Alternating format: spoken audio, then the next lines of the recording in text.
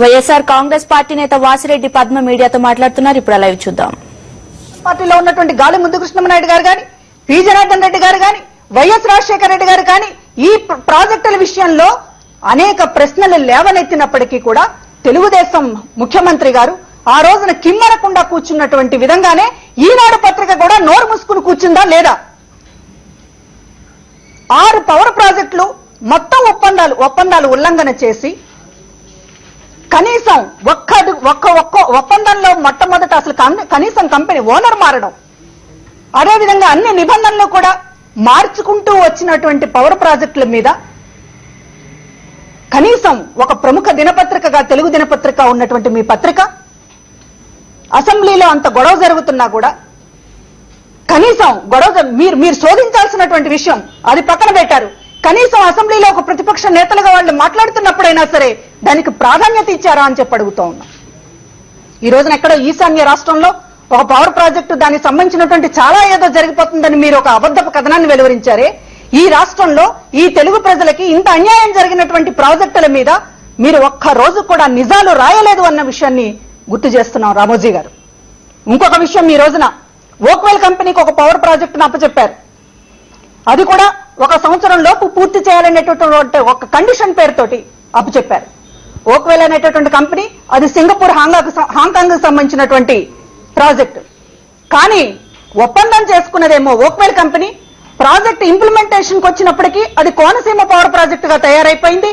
అది Telugu Desam party MP మీకు అందరికీ తెలిసినటువంటి విషయమే, మూర్తి గారి చేతికి సంబంధించినటువంటి కంపెనీగా మారిపోయింది. కంపెనీ సంబంధించినటువంటి పూర్తిగా ఒప్పందానికి విరుద్ధంగా ఈ రోజున ఆ పవర్ ప్రాజెక్టు మారినా సరే మీరు దాని మీద రాద్ధాంతం చేయలేకపోయారు. ఎందుకు మీరు ఈ రకంగా మీరు ఈ రాష్ట్రానికి సంబంధించినటువంటి ప్రయోజనాల మీద ఒక రకంగా వ్యవహరిస్తారు? జగన్ గారి కంపెనీ ఏదో రాష్ట్రంలో ఉంటే అది కూడా కొన్ని షేర్లకు ఒక 4 కోట్ల పెట్టుబడి అనేటటువంటి ఒక చాలా పరిమితమైనటువంటి దాన్ని తీసుకొచ్చి ఈ రోజున ఒక ప్రముఖమైనటువంటి వార్తా కథనంగా ఈ రోజున మీరు మాట్లాడుతున్నారంటే ఇది నిజంగా చాలా బాధాకరమైనటువంటి విషయం, చాలా దురదృష్టకరమైనటువంటి విషయం. మీరు విషయాన్ని పక్కదోవ పట్టించడానికి ఈ రోజున మీ మీద సిబిఐ ఎంక్వైరీకి సంబంధించినటువంటి దాన్ని కప్పిపుచ్చుకోవడం కోసం ఇంకా ఎన్నో కథనాల్ని మీరు గుణపాఠాలు నేర్చుకోకుండా గతంలో ఏం జరిగింది మీరు ఇట్లాగే రోజుకొక కథనాన్ని వెలువరిస్తూ వచ్చారు. కానీ ఏ రోజైనా సరే ఒక్క కథనం మీద కూడా మీరు నిలబడి దాన్ని మేము ఛాలెంజ్ విసిరినప్పుడు దాని మీద నిలబడి మాట్లాడింది లేదు. మీ మీద అబద్ధాలకి మీ మీద ఆరోపణలకు సంబంధించి మీరు ఒక్క రోజు కూడా విచారణకు గాని వివరణకి గాని సమాధానానికి గాని సిద్ధపడింది కూడా లేదు.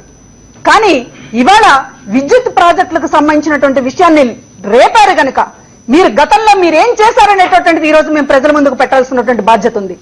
ఈ రోజున పవర్ ప్లాంట్లకు సంబంధించినటువంటిది ఈ రాష్ట్రంలో ఒక సులభమైనటువంటి పద్ధతిలో విద్యుత్ ఉత్పత్తి కావాలనేటటువంటి ఉద్దేశంతో కొన్ని కంపెనీలకి ప్రాజెక్టులు అప్పచెప్పినప్పుడు దాన్ని మొత్తం తిలోదకాలు ఇచ్చి మొత్తం రూటుని శుభ్రంగా మార్చినటువంటి ఘనత తెలుగుదేశం పార్టీ ప్రభుత్వానిది.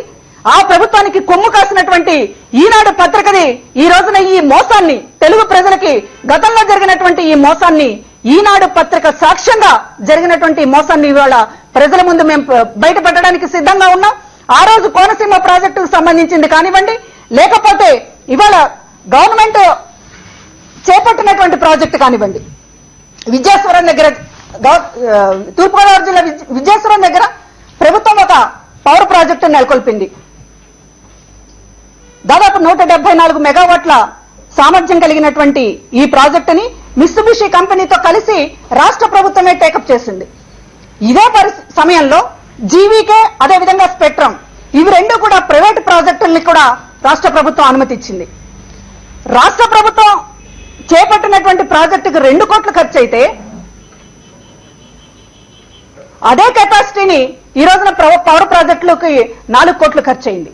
ఎందుకంత ఖర్చు అయింది, ఎందుకంత వేరియేషన్ ఉంది అని చెప్పి ఈ ప్రైవేట్ ప్రాజెక్టులు ఏదైనా గవర్నమెంట్ కు సంబంధించింది ఇంకా తక్కువ చేయగలిగినటువంటి ఇది ఉంటేనే ప్రైవేట్ ప్రాజెక్టులకు అప్పచెప్పాలి.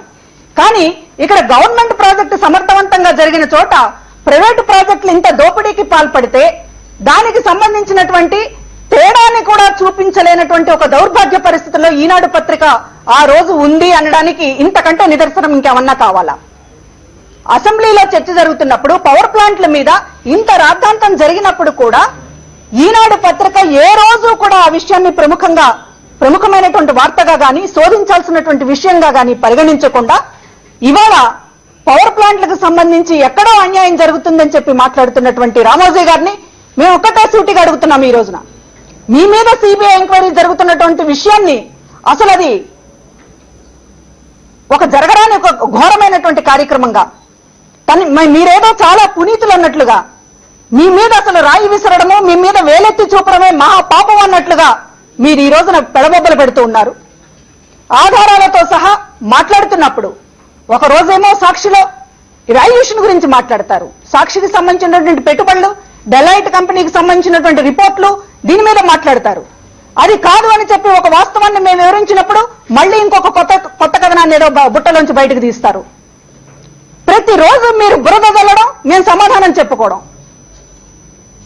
ఇంత జరుగుతున్నా కూడా మీకు నీతి నియమం ఉంటే, మీకు ఏమన్నా నైతిక విలువలు ఉంటే, మీకు సంబంధించినటువంటి ఆరోపణల మీద మీ ఈనాడుకు సంబంధించినటువంటి పెట్టుబడుల వ్యవహారం కానివ్వండి, ఇవాళ సిబిఐ ఎంక్వైరీకి సంబంధించి మీరు ఏదైతే భూ కేటాయింపులకు సంబంధించి ఎదుర్కొంటున్నారో దానికి సంబంధించి మీ పత్రికాముఖంగా ఒక్క వివరణ ఇవ్వడానికైనా ఏ రోజైనా సిద్ధంగా ఉన్నారా? ఇవాళ మీరు వేసినటువంటి ప్రతి ప్రశ్నకి, మీరు చేసినటువంటి ప్రతి ఆరోపణకి, మీరు వేసినటువంటి ప్రతి అబద్ధపు కథనానికి ఈ రోజున మేము సమాధానం చెప్పుకోగలిగినటువంటి ధైర్యం, ఆ విశ్వసనీయత, ఆ నమ్మకం, ఆ సరైనటువంటి మార్గం మాకున్నాయి. కానీ మేమేదైతే అడుగుతున్నామో జగన్ గారు కానివ్వండి, వైఎస్ఆర్ కాంగ్రెస్ పార్టీ కానివ్వండి, మేమేదైతే అడుగుతున్నామో ఒక్క ప్రశ్నకు కూడా ఈ రోజు మీరు సమాధానం చెప్పినటువంటి పాపాన పోలేదు. ఎందుకింత పిరికితనం మీకు? తెరచాటును దాక్కోవాల్సినటువంటి అవసరం మీకేంటి?